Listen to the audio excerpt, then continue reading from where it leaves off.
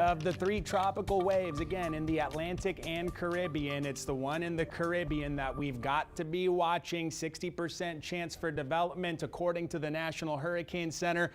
Something that I'm kind of wondering is why they haven't tagged this with the Invest tag. That's when we start to get the tropical models running on this, but as of right now, that has not happened. So I'm going to do my best to illustrate what I think is going to be the players in the future of the forecast of this feature. So that's the tropical wave. You see the satellite imagery and you see that westward propagation, albeit slowly. It is progressing to the west, and as it moves west, it's going to be influenced by the same thing that influenced Grace last week, that high pressure feature that was over the southeastern U.S., although this time around it's going to be a little bit different, and that's going to have some play on how this feature moves after the Yucatan Peninsula. So here we are Saturday morning.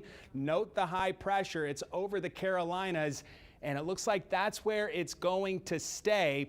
I grayed out the high pressure. That was last week's high pressure placement. That area kept Grace going to the west right into Mexico, but it's not there this time around heading into Sunday. Looks like it's going to be over the Carolinas, and with that placement, it's going to have more of a northerly pull on how that feature comes off of the Yucatan Peninsula. So we'll show you the rundown on the timing again.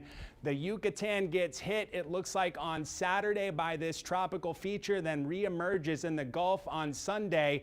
After that, again, forecast confidence is very low, and I'm thinking that all of the western Gulf of Mexico, that includes Texas and a lot of Mexico, even parts of Louisiana, need to be keying in on exactly how this forecast unfolds. A lot's going to depend on where exactly the center develops. It's possible it gets farther north, and that would mean more of a northerly track down the road. Also, got to mention how land is going to be affecting this thing. Central America, if that low develops farther south, could play a role, as could the Yucatan Peninsula.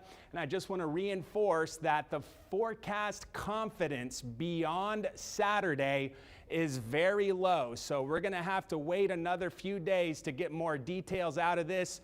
The forecast track, the strength, possible impacts for a specific location, all very questionable heading into early next week. Another player is going to be Saharan dust. There's a lot of it in the Caribbean Sea, but look at this little wedge of clear air. That's our tropical wave, and it's going to be ingesting some dust. I paused it here. You can see that little stripe around the center of a possible circulation Saturday early in the morning. So it's going to have some dust to contend with. By the way, that dust is also going to be coming into our atmosphere. It looks like starting Thursday, and it'll be here Friday and Saturday. Right now, no dust, tropical blue skies, 95, a feel-like temperature of 102. Lots of mid-90s out there. Low 90s at the coast with heat indices as high as 110 up in B County.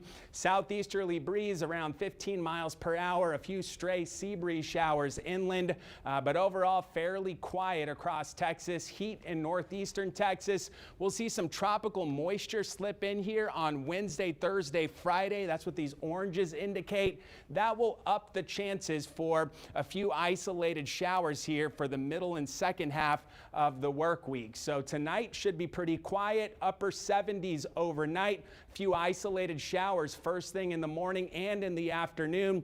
Watch what happens into Thursday. We'll see a little bit more coverage on the simulated radar with that tropical moisture moving in. So a little uptick in the rain chances into Thursday, Friday, maybe even into Saturday. By Sunday, the rain chance is going to depend heavily on what is happening in the tropics. So we'll get to the 7 days. You see the hazy icons there, Thursday, Friday, Saturday. We'll have that plus the isolated or scattered showers and storms, highs in the mid-90s through Saturday. Once we hit Sunday and early next week, that forecast is going to depend heavily on how this tropical wave in the Caribbean moves in the western Gulf of Mexico. We'll keep close watch on that. Leslie, Mike. All right, Alan, thank you.